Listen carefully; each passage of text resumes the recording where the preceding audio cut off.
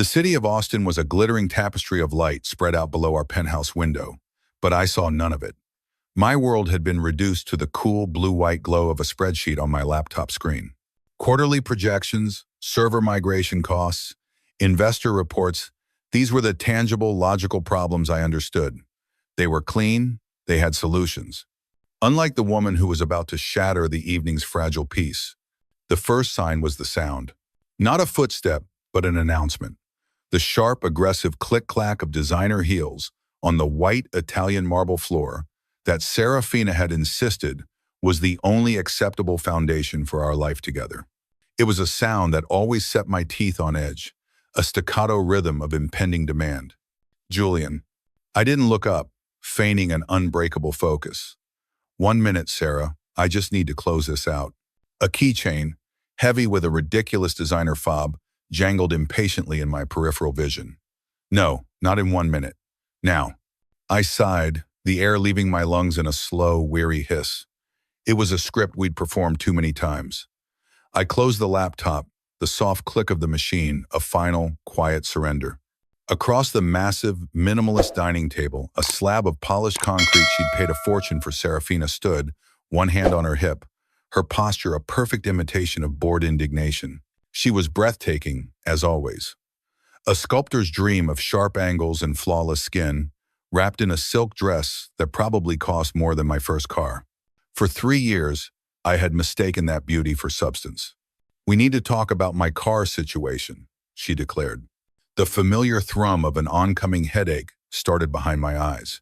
Her car, a gleaming obsidian BMW M8, not even 2 years old, a machine that could outpace most things on the road. But for the last month, it had become a source of profound, existential shame for her. Ever since Cassandra Davenport's husband had bought her the new Lucid Air Sapphire. "What's wrong with your car, Serafina?" I asked, keeping my tone as level and neutral as a dial tone. She rolled her eyes, a gesture so dramatic it could have been seen from the back row of a theater. She dropped into the chair opposite me, the expensive fabric of her dress whispering against the cold concrete. "What's wrong with it?" "Julian, please. The Athertons, the Winthrops, everyone is driving electric now.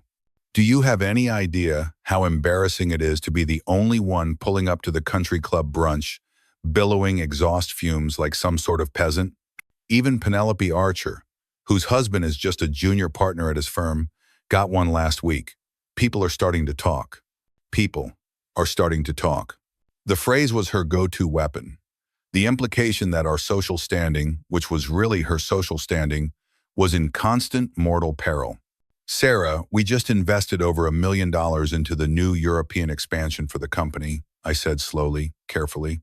"The timing isn't great for another $200,000 purchase that we absolutely do not need." "Don't need?" Her voice climbed half an octave, a dangerous glint appearing in her perfectly made-up eyes. "I use that car every single day. It's part of my professional image, my brand. How am I supposed to convince high-end realty clients that I'm on the cutting edge when I'm driving yesterday's technology? My God, Julian, do you ever stop thinking about your spreadsheets and consider how these things affect me? Your BMW is a state-of-the-art luxury vehicle that performs perfectly," I countered, my own patience beginning to fray. "We can revisit this in 6 months, when the quarterly returns from the expansion start coming in." 6 months! She slammed her hand on the table. My coffee mug rattled, the dark liquid sloshing against the rim. "The Children's Foundation Gala is in 3 weeks. Cassandra has already told everyone that I'm getting the new Lucid. What am I supposed to do? Show up in that relic and admit my fiancé is too cheap to keep me competitive in my own social circle?"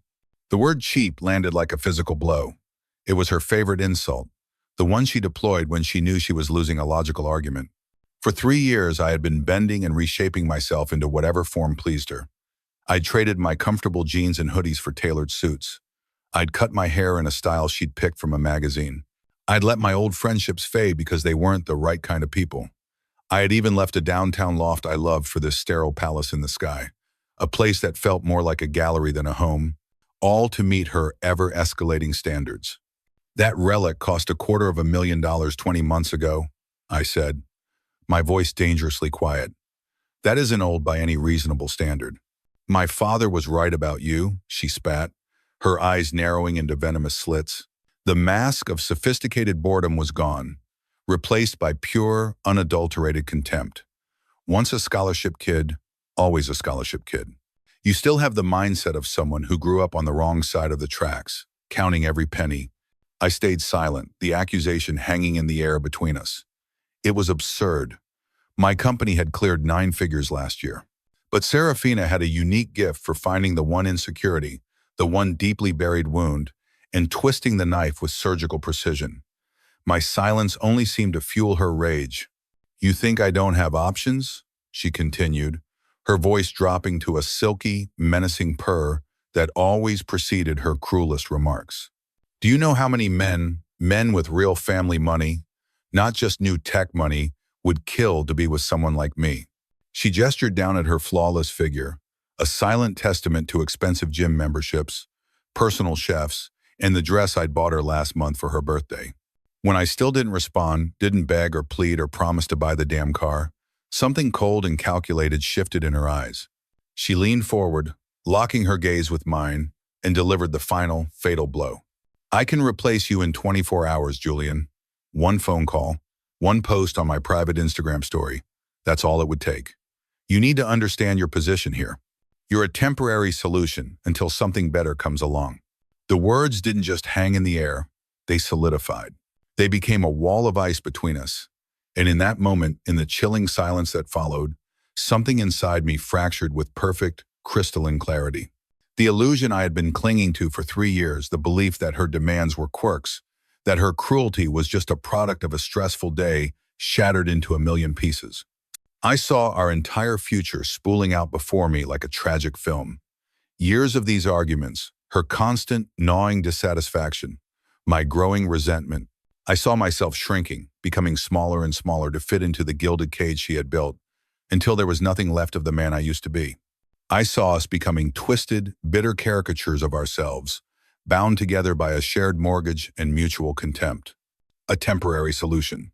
Slowly, deliberately, I stood up. The movement was so calm it seemed to startle her.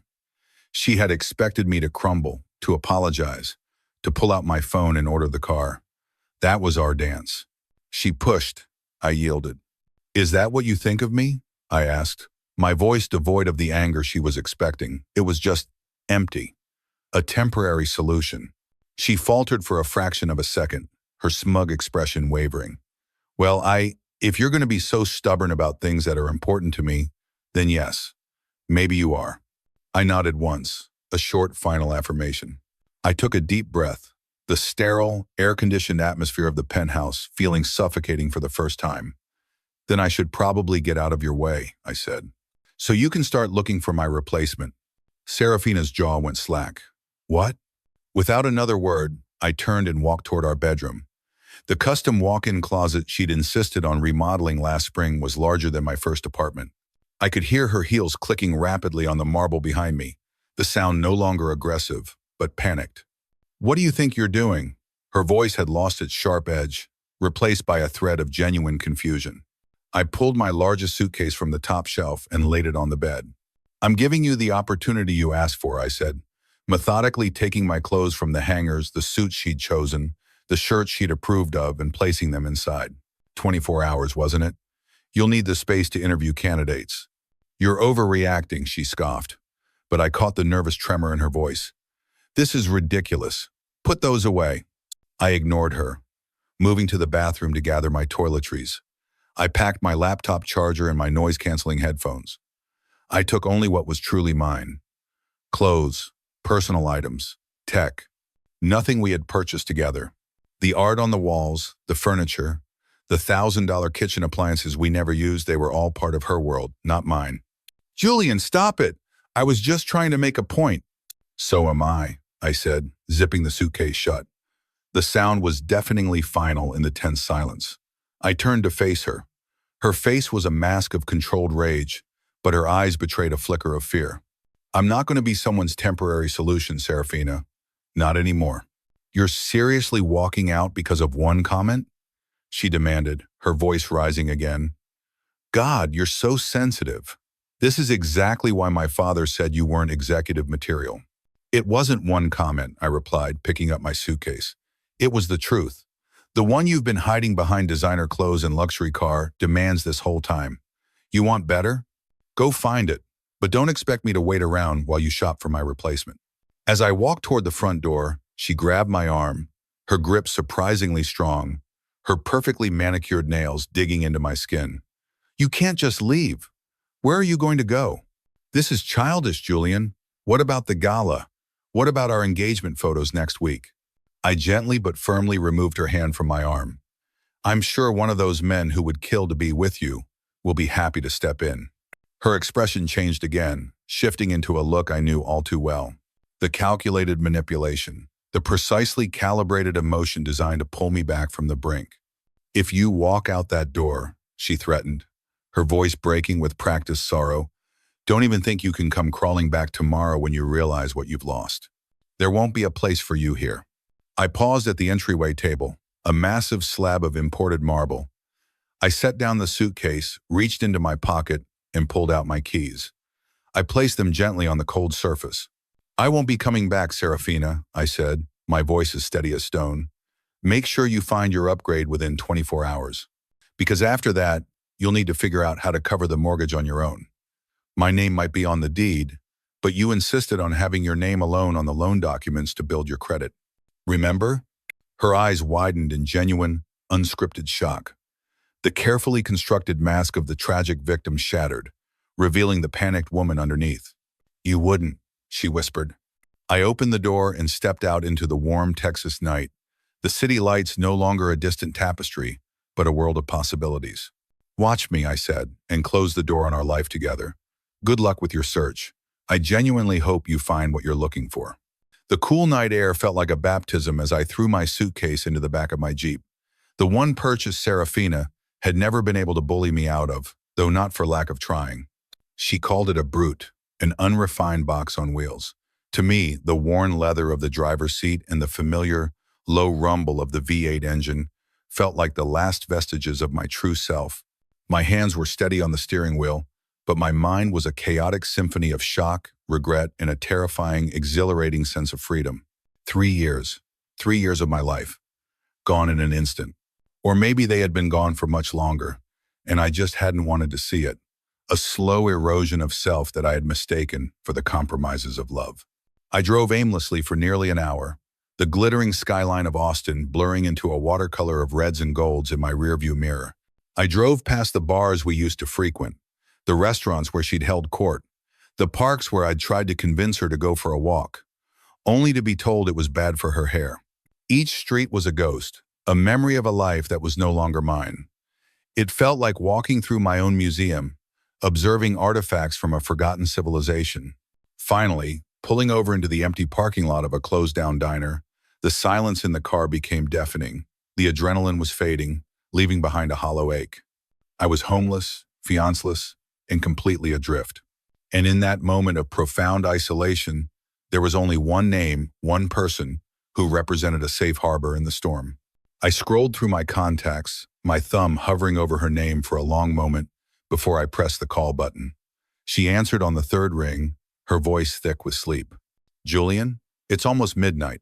Everything okay? Lena. My friend since college, the one who had seen me through disastrous exams, a failed startup in my early 20s, and the grief of losing my mother. The voice of reason in my life. The one Serafina had systematically tried to push away, labeling her as unambitious and a bad influence. Not really, I admitted, the words catching in my throat. I left Serafina. It's over. There was a pause on the other end, a silence loaded with years of unspoken observations. For real this time? Her question stung, but it was fair. I'd threatened to leave twice before, during arguments that felt monumental at the time but now seemed laughably trivial. Both times, I had been lured back by a carefully orchestrated flood of tears, empty promises, and the seductive comfort of the familiar. For real, I confirmed, my voice gaining a sliver of strength. I don't suppose you know of any decent hotels near you that won't charge me the equivalent of a small car for a last-minute room? Don't be stupid, she said, her tone suddenly wide awake and sharp with authority. You're coming here. I'll make up the guest room. Lena, I don't want to impose. It's late. Julian Brooks, how many times did you let me crash on your couch during the great apartment flood of 2021 when my upstairs neighbor decided to turn his bathroom into a swimming pool? You're coming here. End of discussion. I'll text you the new gate code. 40 minutes later, I was sitting on her worn, impossibly comfortable velvet couch, a cold beer in my hand, the condensation dripping onto my numb fingers. Lena's apartment was the complete antithesis of the penthouse. It was warm, vibrant, and filled with the organized chaos of a creative life. Books were stacked on every available surface. Her own stunning photography adorned the walls, and the air smelled of sandalwood, coffee, and something uniquely her. It felt like home in a way that multi-million-dollar view never had. I poured out the whole sordid story, from the argument about the car to the final, venomous words that had severed everything. I expected an "I told you so," or at least a hint of triumphant vindication. Instead, she just listened, her photographer's eyes, so adept at seeing what lies beneath the surface, taking in every detail of my disheveled appearance and fractured story. When I finished, she just shook her head slowly. She actually said that? That you're a temporary solution? Her exact words. Wow. She took a sip of her own beer, her expression a mixture of anger and sadness. And to think I kept my mouth shut at your engagement party. I raised an eyebrow. What's that supposed to mean? Lena hesitated, picking at the label on her bottle. Julian, Serafina has always treated you like an accessory, not a partner. Everyone sees it. You're real friends anyway. We didn't think it was our place to say anything. You seemed happy. The truth of her words hit me with the force of a physical blow. I leaned back against the couch, a sudden, bone-deep exhaustion washing over me. I've been such an idiot, I muttered, the words tasting like ash. No, Lena said firmly, her voice cutting through my self-pity. You've been in love. There's a difference. And you have to give her credit. Serafina is exceptionally skilled at making people see what she wants them to see. What am I going to do now? I asked, the question aimed more at the universe than at her. Now, Lena said, taking the empty beer bottle from my limp hand, you're going to get some sleep in a room that doesn't feel like a modern art museum. Tomorrow, you're going to call your lawyer. And then, you're going to start remembering who you were before Serafina decided you needed a complete overhaul. I managed a small, weak smile. When did you get so wise? Around the same time you got so blind, she teased, but her eyes were kind. It's going to be okay, Jules. Not today, and probably not tomorrow. But eventually, that night, in the quiet darkness of Lena's guest room, surrounded by the scent of clean linens instead of Serafina's cloying perfume, I slept better than I had in months. It was a deep, dreamless sleep, the kind that only comes after a fever has finally broken. I woke to the sound of my phone buzzing incessantly on the nightstand, a furious, relentless vibration against the wood. I picked it up. 17 missed calls from Serafina, 38 text message, 1 voicemail. I sat up and, with a strange sense of clinical detachment, read through the messages. They were a masterclass in psychological whiplash, cycling through every emotion imaginable. First came the rage. You will regret this, Julian. You have no idea what you've just thrown away. Then the guilt. How could you just abandon me? After everything I've done for you, I'm sitting here all alone in this huge, empty place, followed by the tearful apologies. Baby, I'm so sorry. I was stressed. I didn't mean any of it. Please come home. And finally, the love bombing. I can't live without you. You're my everything. I've already called the Lucid dealership to cancel. I don't care about the car.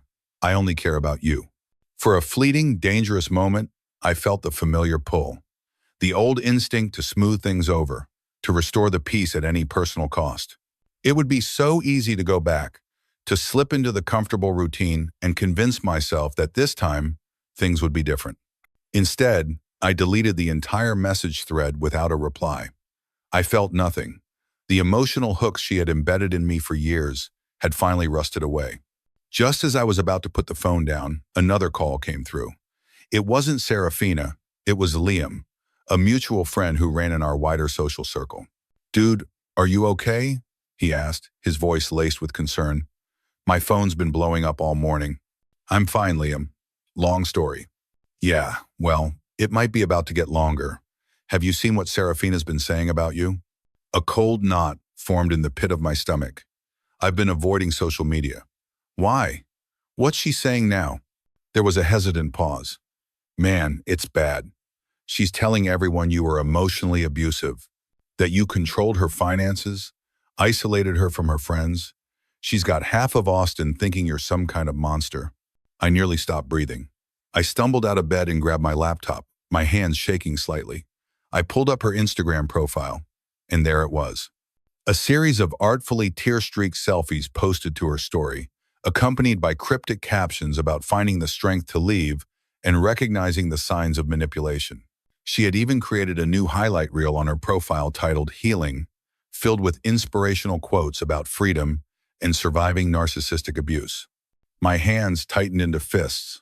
This wasn't just a messy breakup. This wasn't just petty revenge. In a city where business relationships and personal reputations were inextricably linked, this was a calculated, strategic act of character assassination. This was war.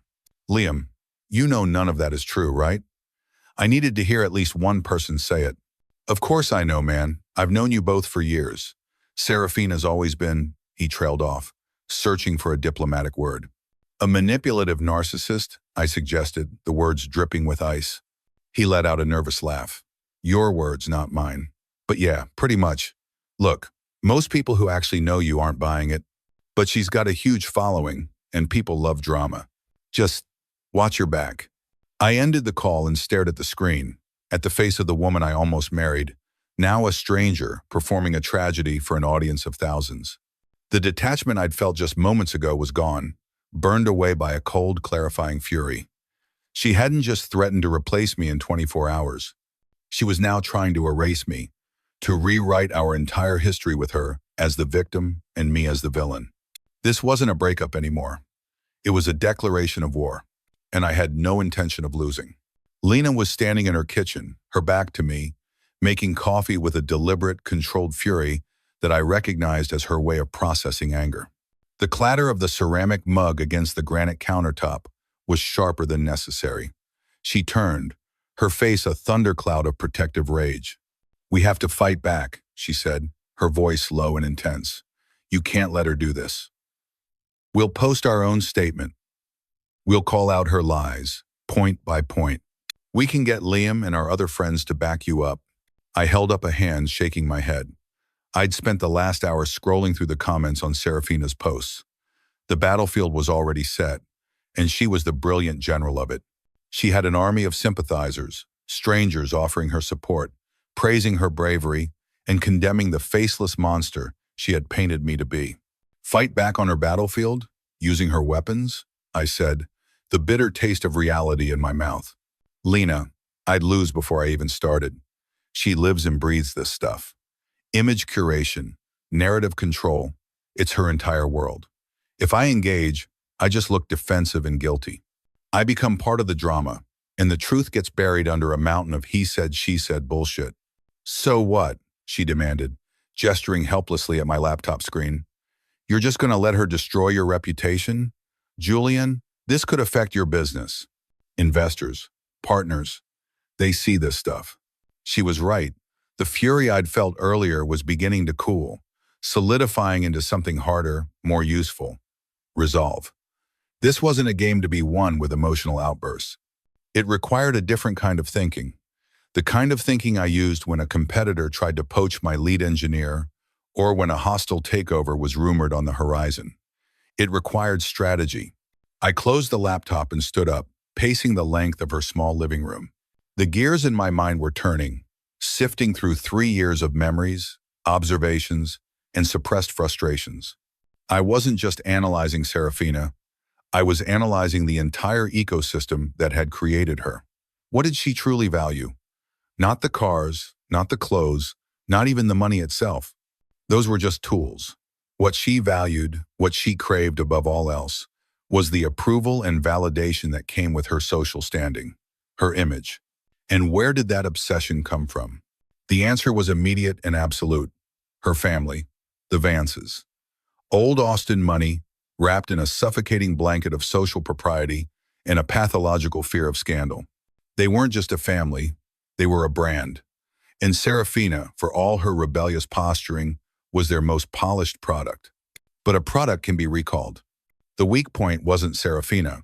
She was too volatile, too narcissistic to be reasoned with. The weak point was her mother, Beatrice Vance, the cold, elegant matriarch who ruled the family with an iron will and a perfectly manicured fist. Beatrice, who valued the Vance family reputation above her own daughter's happiness, above everything.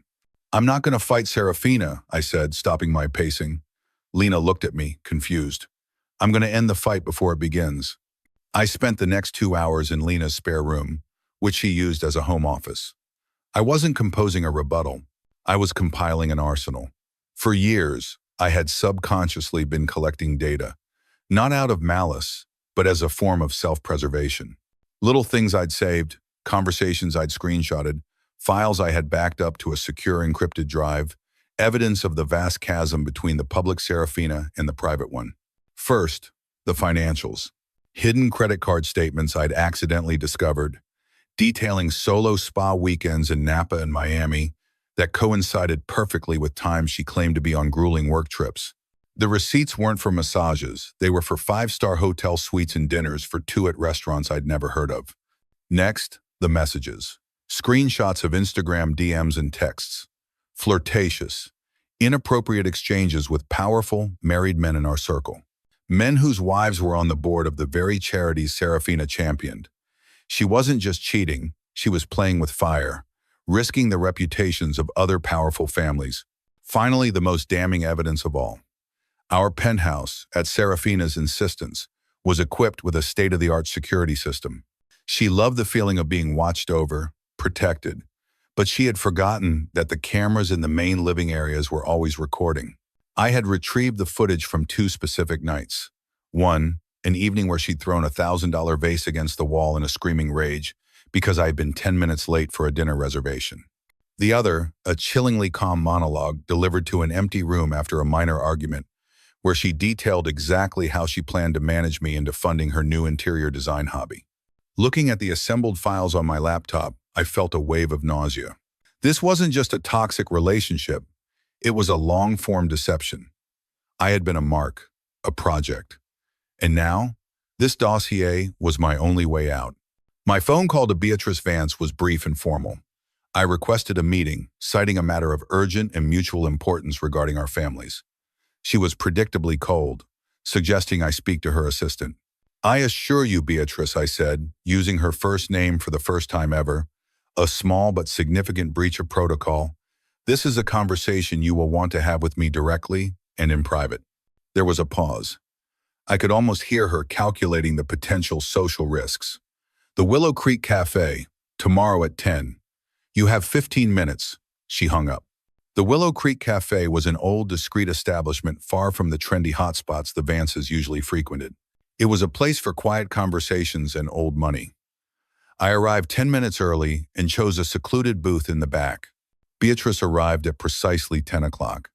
She was the picture of refined elegance in a crisp Chanel suit, her silver hair perfectly coiffed.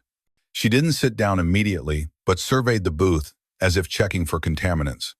"I will give you 10 minutes, Julian," she said by way of greeting, her voice as crisp as her suit. "Though I cannot imagine what you have to say that would interest me after the appalling way you've treated my daughter." I didn't flinch. I didn't argue. "With all due respect, Beatrice, you've only heard one version of events." I slid a slim, black portfolio across the polished surface of the table. It made a soft, definitive sound as it came to rest in front of her. "I thought you might be interested in the other."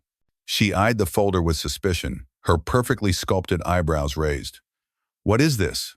"Financial records, transcripts of text messages, and security camera footage from our home," I said, my voice level and calm. "Evidence of behavior I've been covering up for 3 years, largely out of respect for your family." Her manicured hand, adorned with a formidable diamond, hovered over the folder. A flicker of uncertainty crossed her features. "What kind of behavior?" "The kind of behavior that would be devastating to the Vance name and Reed development if it were to become public," I stated plainly. "Especially the incidents involving your husband's business associates." Her face, already pale, lost another shade of color. "I don't believe you." "Page 12, I said softly. "The messages regarding the Wellington fundraiser after party." Her resolve broke. She opened the folder, her movements stiff. I watched as her eyes scanned the first page, then the second. I saw her spine straighten, her posture becoming rigid as she flipped rapidly to the page I had indicated. I watched her expression shift through a micro-dramaturgy of emotions, from skepticism to shock, from shock to dawning horror, and finally to a cold, contained fury that was far more terrifying than Serafina's theatrics. This can't be," she whispered, looking up at me.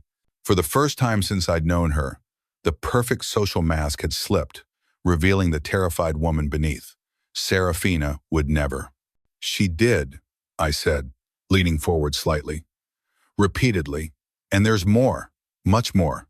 I held her gaze, letting the weight of the unspoken evidence settle between us. "I'm not here to threaten you, Beatrice. I have absolutely no intention of making any of this public. I simply want my life back. I want Serafina to retract her false statements and agree to a quiet, dignified divorce based on the terms of the prenuptial agreement she signed." Beatrice closed the folder with a shaking hand. The snap of the cover was like a gunshot in the quiet cafe. She studied me for a long, silent moment, her sharp eyes reassessing me, seeing me not as the upstart scholarship kid, but as something else entirely. "You know," she said, her voice barely a whisper, "I never truly understood what she saw in you, your background, your unconventional business. But I believe I'm beginning to. I'll take that as a compliment." "Don't." She stood abruptly, clutching the folder to her chest like a shield. "I will speak to Serafina and to my husband." She turned, her composure restored, and walked away. But as she left, she couldn't resist one final, telling instruction. "This ends now." I watched her go, feeling no triumph, only a profound, soul-deep weariness. I had won. But the victory felt like a funeral. An hour later, as Lena and I sat in silence in her apartment, my phone buzzed with a notification from Instagram. I opened the app. All of Serafina's tearful stories were gone. The healing highlight reel had vanished. In their place was a single, new post. It was a simple, text-based image, written in a sterile, corporate font. After a period of reflection, I wish to clarify that my recent emotional posts were an inappropriate response to a private matter. Julian has always conducted himself with integrity, and any suggestion to the contrary was born from my own pain during a difficult time. I sincerely regret any confusion this may have caused and ask for privacy as we both work to move forward. Lena read it over my shoulder and let out a long, low whistle. "What exactly did you show her mother?" I set my phone down on the coffee table, the screen going dark. "The truth," I said. "Sometimes that's more effective than any threat." The aftermath of my meeting with Beatrice Vance wasn't a celebration. It was a ceasefire. The guns of social media fell silent. The storm of public opinion, which Serafina had whipped into a frenzy, dissipated as quickly as it had formed, leaving behind an eerie, unnatural quiet. The war of perception was over, and now the logistical retreat began. My lawyer, a shrewd, no-nonsense man named Marcus Thorne, was ecstatic. "Whatever you did, Julian, it was a masterstroke," he'd said over the phone, a rare note of admiration in his voice. "Their counsel called this morning. They've dropped all preliminary challenges. They're ready to sign the original prenup and expedite everything. They want this over, quietly and quickly." The days that followed fell into a new, unfamiliar rhythm. Mornings were for rebuilding. I'd start at the gym. The physical exertion, a welcome release for the pent-up tension that had coiled in my muscles for years. Then I'd head to my office, diving headfirst into the work I had neglected. I found a renewed passion for the complex problems of my business, a sense of control and purpose that had been missing from my personal life for so long. The company flourished under my refocused attention.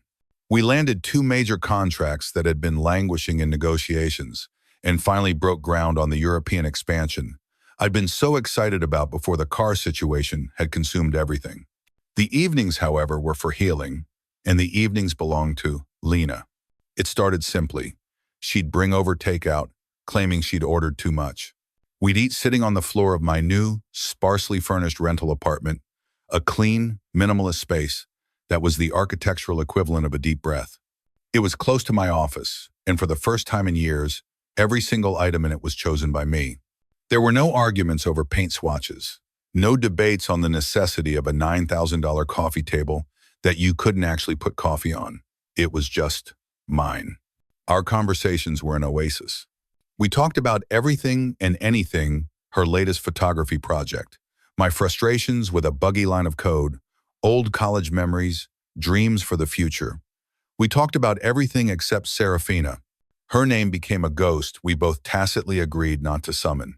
One evening, about 2 weeks after my meeting with Beatrice, Lena was helping me unpack the last of my book boxes. "You know what the strangest part of all this is?" I said, pulling out a worn paperback copy of a novel we'd both loved in college. "I don't even miss her. I thought I would. I thought there would be this huge gaping void, but there's nothing. I miss the idea of what we could have been, the future I'd invented in my head. But I don't miss the reality of who we actually were together." Lena paused, a stack of books in her arms. She looked at me, her expression soft and thoughtful. "That's not strange, Jules," she said softly. "That's called clarity. It looks good on you." Our eyes met across the dusty cardboard box, and in the quiet of the half-empty room, something shifted in the air between us. It was a subtle change, as quiet as the setting sun, but just as profound. I had always found Lena attractive. It was an objective fact, like acknowledging a piece of art was beautiful. But she was my friend. I was with Serafina. Those had been impenetrable, load-bearing walls in my mind. Now, suddenly, there were no walls. There was only the warm, intelligent, and fiercely loyal woman standing in front of me, bathed in the golden light of the late afternoon Sunday. I saw the flecks of amber in her brown eyes, the faint scar above her eyebrow from a childhood fall, the way she tucked a stray strand of hair behind her ear when she was thinking. I saw her, not just as my friend, but as Lena. And it felt like seeing in color for the first time after a lifetime of grayscale. She broke the moment first, clearing her throat and setting the books down on a shelf with a gentle thud. "Anyway," she said, her voice a little too bright, "you should be focusing on getting the legal stuff finalized. Everything else can wait." She was right, of course. It was too soon. I was still legally married, still disentangling myself from a 3-year deception. But for the first time since walking out of that penthouse, I found myself thinking about possibilities rather than problems. A week later, I got the call from Marcus. "It's done," he said. "She signed the final papers this morning. They were messengered over from her lawyer's office. You are officially a free man." The news felt less like a victory and more like a quiet exhalation I'd been holding in for years. That same afternoon, Liam called. "So, have you heard the latest?" he asked, his voice buzzing with the energy of fresh gossip. "I try to avoid the grapevine, Liam." "What is it?" "Serafina's gone. She's not just off social media. She's off the continent, packed up and moved to Los Angeles. Supposedly for some executive PR position at a streaming company. Convenient timing, huh? Los Angeles." I repeated the name in my mind. Serafina had always despised Los Angeles, calling it a shallow cesspool of desperation. She insisted she would never leave Austin, where her family name gave her an unassailable social power. It didn't make sense. "That's convenient," I echoed Marcus's lawyerly skepticism. "That's not even the best part," Liam continued, lowering his voice conspiratorially. "Remember Garrett Sterling, the Netflix guy? His divorce from that oil heiress just went through last week. Very quiet, very fast. And guess where he just got transferred for work? The pieces clicked into place with a cold, hard snap. The secret trips, the dinners for two, the sudden, desperate need to expedite our divorce. She wasn't running to a new job. She was running to her next host." I hung up the phone, a hollow sort of amusement washing over me where I'd expected jealousy or hurt to be. She'd said she could replace me in 24 hours. Turns out she'd had the replacement lined up all along. That evening, I went to Lena's apartment. I needed to tell her. I needed to share the final, absurd chapter of the story with the one person who had been there through it all. She opened the door, a glass of red wine in her hand, and her smile faltered slightly when she saw the look on my face. "What is it?" she asked, her brow furrowing with concern. I told her everything, the move to LA, Garrett Sterling, the whole pre-planned escape. She listened patiently, her expression unreadable. How do you feel about that? She asked carefully when I was finished. I considered the question, searching myself for any lingering sting of betrayal. There was nothing. Relieved, mostly. If she's focused on him, she's not focused on finding new ways to make my life difficult. True, she said, but her tone was hesitant. Does it bother you at all that she moved on so quickly? Honestly, no. And it was the absolute truth. The woman who moved to LA with Garrett Sterling wasn't the woman I had loved. The woman I had loved never really existed. Lena's gaze softened. Julian, she said, her voice quiet, I need to tell you something. Something I probably should have told you a long time ago. A knot of apprehension tightened in my stomach. What is it? Not here. Come in. She led me to the couch and sat down, motioning for me to join her. The air in the room suddenly felt heavy, charged with unspoken words. She took a deep breath, then handed me her phone. It was open to a text message conversation with a contact saved simply as S. The messages dated back nearly 2 years, to before Serafina and I were even engaged. I scrolled, my blood running cold as I absorbed the content. Serafina complaining about my lack of polish, strategizing with Lena or so she thought about how to upgrade my image, mocking my business aspirations, my clothes, my friends. There was even a message ridiculing the engagement ring I'd spent months designing, calling it sweetly provincial. How long have you had these? I asked, my voice a hoarse whisper. Lena looked miserable. Since they started. She thought I was on her side, I guess. She kept sending them, even after I stopped responding much. I tried to warn you. In the beginning, remember that dinner right after you moved in together, when I suggested maybe you were rushing things? I did remember. I'd brushed off her concerns, convinced she was just being an overprotective friend who didn't understand our complex love. I'd been so completely under Serafina's spell, I would have dismissed any evidence to the contrary. I'm so sorry, Lena whispered, her eyes shining with unshed tears. I should have tried harder. I should have found a way to make you see. I handed her phone back, my mind reeling. All those times Serafina had claimed to be working late or having girls' nights out. It was all a lie, a comprehensive, long-term lie. There's something else, Lena said, her voice barely audible. She scrolled to a more recent message, one that had arrived just yesterday. A single text from Serafina. I hope you're happy now. You've wanted him for yourself since college. Congratulations on the long game. You finally won. I looked up from the phone, my heart suddenly pounding against my ribs. What is she talking about? Lena's cheeks flushed a deep crimson. She set her phone down, unable to meet my eyes. She always thought I had feelings for you. It was part of why she tried so hard to push me out of your life. And did you? I asked, my voice gentle but insistent.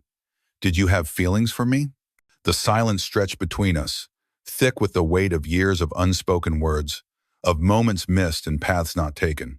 Yes, she finally admitted, her voice so quiet I almost didn't hear it. But that's not why I showed you the messages. I needed you to know who she really is, completely, with no doubts left, regardless of anything else. I reached across the couch and took her hand. It was warm and felt impossibly right in mine. Lena, look at me. She slowly raised her eyes to mine, her gaze vulnerable in a way I'd never seen before. For the past 3 years, I said, my voice steady and clear, I was with someone who saw me as a project, a stepping stone, a temporary solution. Do you know what I realized the moment I walked out that door? The first person I wanted to call, the one person I trusted to help me pick up the pieces, it was you. I squeezed her hand. I'm not saying this because of her messages, or because I'm on the rebound, or because I'm angry. I'm saying it because it's true. It's always been you, Lena. I was just too blind to see it. She searched my face, her eyes wide with a mixture of hope and fear. What happens when the dust settles, when you've had time to really process everything? What if you change your mind? Then we'll deal with it then, I said, moving closer. Together. I'm not asking for forever, Lena. I'm just asking for a chance. For both of us. A slow, brilliant smile spread across her face, a real smile that reached her eyes and made them shine. I think I can manage that. As we leaned toward each other, her phone buzzed on the coffee table with another incoming message. Neither of us bothered to look. Some chapters were meant to stay closed. The next 6 months were a quiet revelation. Life with Lena wasn't a whirlwind romance. It was a slow, steady construction of something real. It was lazy Sunday mornings spent in her sun-drenched apartment, the air thick with the smell of coffee and the sound of a record player spinning old vinyl. It was the easy, unspoken rhythm of two people who genuinely enjoyed each other's company, a stark contrast to the performative, high-stakes theater of my life with Serafina. We didn't rush. We were both aware of the complicated emotions at play, the ghost of my past that still lingered in the corners of my new life. But there was an ease between us, a foundation of friendship so solid that it could bear the weight of our slowly blossoming love. My business, freed from the constant drain of my personal life, was thriving. My mind was clear, my energy boundless. We were making inroads in the European market that surpassed even my most optimistic projections. I felt like myself again, the focused, driven, and genuinely happy man I hadn't seen in years. Life was settling into a new, better normal, which is why I should have known it couldn't last. The universe, it seems, abhors a vacuum, and the one left by Serafina was about to be filled with a tempest. The disruption came on a Tuesday afternoon, in the form of an urgent call from Marcus Thorne. His usually unflappable tone was tinged with an unfamiliar note of alarm. "Julian, we have a problem," he said without preamble. "Serafina's back in town, and she's trying to reopen the settlement." I stepped away from my desk, turning to face the floor-to-ceiling window of my office, my voice dropping. "On what grounds?" "She signed everything. The ink is dry." "She's claiming duress," Marcus sighed, the sound staticky over the phone. "Says she only agreed to the terms because she was emotionally traumatized and felt threatened by you and her family. She's painted a picture of herself as a terrified victim, railroaded into signing away her future." I pinched the bridge of my nose, a familiar headache beginning to pulse behind my eyes. "That's ridiculous. She's the one who wanted to expedite everything so she could run off to LA with her married boyfriend." "Ex-married boyfriend, actually," Marcus corrected. "Apparently, Mr. Sterling's divorce isn't proceeding as smoothly as he'd hoped. His soon-to-be ex-wife is contesting their prenup, which means his assets are frozen. All of them, including that Malibu beach house." Understanding dawned, cold and immediate. So, Serafina's cash flow suddenly dried up. "Precisely," Marcus confirmed. "And now she's come back to the well, looking for what she's decided is her rightful share. Her new lawyer is a real shark. They're hoping you'll pay her off just to avoid the hassle and public spectacle of fighting it." A cold, hard fury, an emotion I thought I had left behind, surged through me. "Not happening," I said, my voice like ice. "Fight it. With everything we've got." After ending the call, I immediately texted Lena, "Serafina's back. Legal trouble." Her response was instantaneous. "Coming to your office now. Don't do anything until I get there." By the time Lena arrived, my phone had become a weaponized device. 3 calls from unknown numbers, which I ignored, and a series of increasingly desperate emails from Serafina herself, sent to my personal address. They were a chaotic mess, swinging wildly from tearful pleas for a second chance to thinly veiled threats about secrets she'd kept to protect me. "She's spinning out," Lena observed, reading over the emails on my computer screen, her expression grim. "Look at the timestamps. These are getting closer and closer together. She's panicking." "Marcus thinks she's broke," I said, leaning back in my chair. "Sterling's wife froze his assets. Serafina has never had her own money. She went from her parents' credit cards to mine, then to his. And now she wants back on yours," Lena finished, her eyes dark with anger. I closed the email window in disgust. Not a chance in hell. "She'll escalate," Lena warned, her voice low. "You know how she operates. When manipulation fails, she defaults to destruction." As if on cue, the phone on my desk buzzed. It was my assistant, her voice strained. "Mr. Brooks, Serafina Vance is here. In the lobby. She's demanding to see you. Security is asking what you want them to do." I exchanged a long, weary look with Lena. The storm had arrived at our door. "Tell them to escort her out," I said, my voice firm. "Peacefully, if possible, but firmly. I'm not available to see her." "Yes, sir." Even through my closed office door, we could hear the commotion. Serafina's voice, high and shrill, rising in pitch and volume as she argued with the security guards. "This is ridiculous. I'm his fiancé, Julian. Julian, I know you can hear me." Lena winced. "Fiancé? Is she delusional?" "Apparently," I muttered, rubbing my temples. The headache was back with a vengeance. "This is going to get ugly before it gets better." She reached across the desk and took my hand, her grip warm and steady. "We'll handle it," she said, her gaze unwavering. Together. The shouting eventually faded as Serafina was escorted from the building. In its wake came a new flurry of texts to my phone, each one more venomous than the last. "You're making a huge mistake. I know about you and that little photographer friend of yours. How pathetic. You think you've won, but you have no idea what I'm capable of." I showed the messages to Lena, who read them with a grim expression.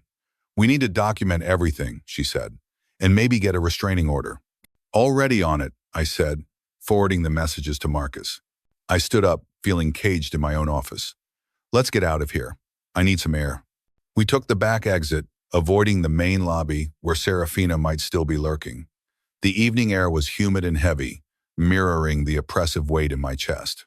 We walked toward the parking garage in silence, the only sound the soft click of Lena's boots on the pavement. As we rounded the corner to my designated spot, Lena suddenly stopped, her hand flying out to grab my arm. "Julian, your car," she said, her voice a horrified whisper. I followed her gaze, and my stomach dropped. My Jeep, my one tangible connection to my old life, my symbol of freedom. Its tires were slashed, the rubber sagging pathetically around the rims, and scratched deep into the dark green paint across the driver's door, in jagged, furious letters, was a single word: Lear. "Security cameras," I muttered, my voice a low growl as I pulled out my phone. "This entire garage is wired with them." Within an hour, we had the footage. It was grainy, black and white, but unmistakable. Serafina, disguised in dark sunglasses and a baseball cap, methodically plunging a sharp object into each tire before using it to carve her message into the door. She finished her work, gave the car one last kick, and walked away with a satisfied, triumphant smirk on her face. The restraining order was granted the next morning. The police, reviewing the same footage, issued a citation for vandalism. But it was clear Serafina was just getting started. Knowing she couldn't get to me directly anymore, she changed her target. The next phase of her campaign was aimed at Lena. It began subtly. A series of one-star reviews appeared on her professional photography website, posted by anonymous accounts with generic names, all decrying her unprofessionalism and unethical behavior. Then came the canceled bookings. Longtime clients, people Lena had worked with for years, suddenly backing out of major projects with vague, mumbled excuses. One evening, Lena came home late, her face pale and drawn. She just had a phone call with a major corporate client who had abruptly canceled a six-figure contract. "She's telling them I'm unstable," Lena reported, her voice hollow as she sank onto the couch. "The client was so awkward, but I got it out of him." Serafina has been calling everyone in her contact list, spinning this story that I'm obsessed with you, that I stole her fiancé, and that I'm now under investigation for harassment because of the restraining order she forced you to get. I was incandescent with rage. That's defamation, slander. We can sue her for this. With what proof? Lena ran a hand through her hair, the stress evident in every line of her body. It's all whisper campaigns and innuendo.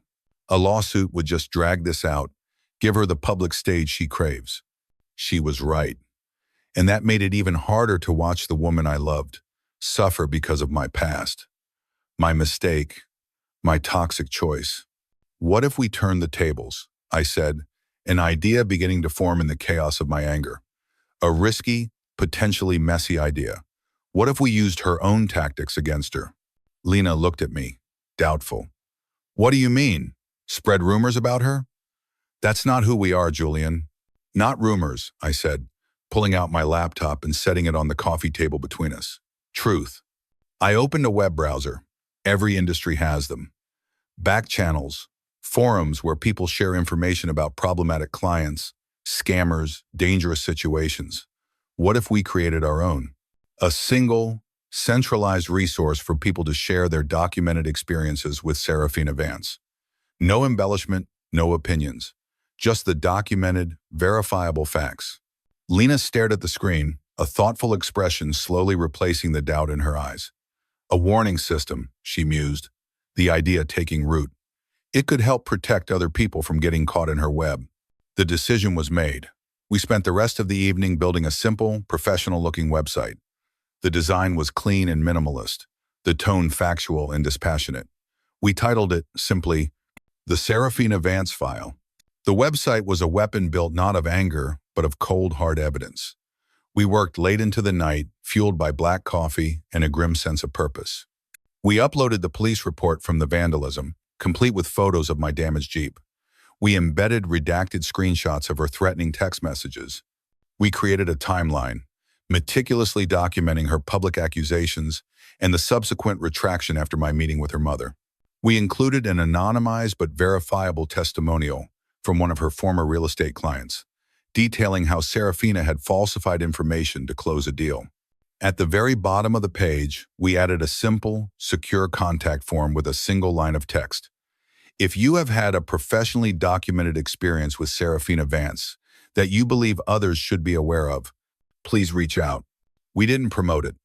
We didn't share it on our own social media. I simply sent the link in a single, encrypted email to Liam with the subject line, "For your information." That was all it took to light the fuse. Within 48 hours, the inbox for the site's contact form was overflowing. It was a digital dam breaking, releasing years of suppressed stories. Former friends contacted us with tales of betrayal and financial manipulation. Business contacts, who had been charmed and then burned, shared emails and contracts. Most shockingly, an ex-boyfriend from before my time reached out, sharing a story so frighteningly similar to my own: the love bombing, the isolation, the financial exploitation, the character assassination. When he tried to leave that reading, it felt like looking into a distorted mirror of my own past. We vetted everything, requiring documentation where possible and confirming identities through back channels. We were ruthless in our curation, publishing only the most clearly substantiated accounts. The website grew from a single page into a comprehensive, chilling dossier of a predator hiding in plain sight. The impact was immediate and catastrophic for Serafina. Liam reported that the link was being shared in every private group chat, every executive email chain in Austin. It became a whisper, then a roar. Her attempts to reopen the divorce settlement were suddenly and irrevocably withdrawn by her lawyer. Her social media accounts, once her greatest weapon, went from private to deactivated. She had become radioactive. "You won't believe this," Liam told me over the phone a week later, his voice a mix of awe and disbelief. "The Reed Development annual holiday party just got canceled. Officially, it's due to venue issues. Unofficially, no one would RSVP. The Vances are social pariahs." There was no joy in this victory, only a weary, profound relief. It was the feeling of a surgeon after a long and difficult operation, the exhaustion that comes from excising a sickness. We had never wanted to destroy her. We just needed her to stop. "Sometimes, the best defense is a relentless offense," Lena had said, wrapping her arms around me as I stared out the window of our apartment. "You gave her every chance to walk away cleanly. She chose this path." She was right.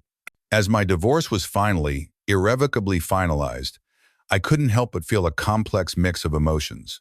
Not regret, but a sort of mourning for the naive man I had been, for the future I had once so vividly imagined. "It's okay to feel conflicted," Lena assured me that night, as we shared a quiet dinner to mark the end of the legal proceedings. "You're allowed to grieve the person you thought she was." "And now," I replied, reaching for her hand across the table, "I get to love the person I know you are. No illusions, no projections. Just us, exactly as we are." Her smile, radiant and real, was worth every moment of the ordeal we had endured. 6 months later, life had found its new, better rhythm. Lena and I had moved in together. Our combined styles creating a home that was a comfortable, eclectic reflection of us, both her art and books, my tech and minimalist furniture. It felt authentic in a way the penthouse never could.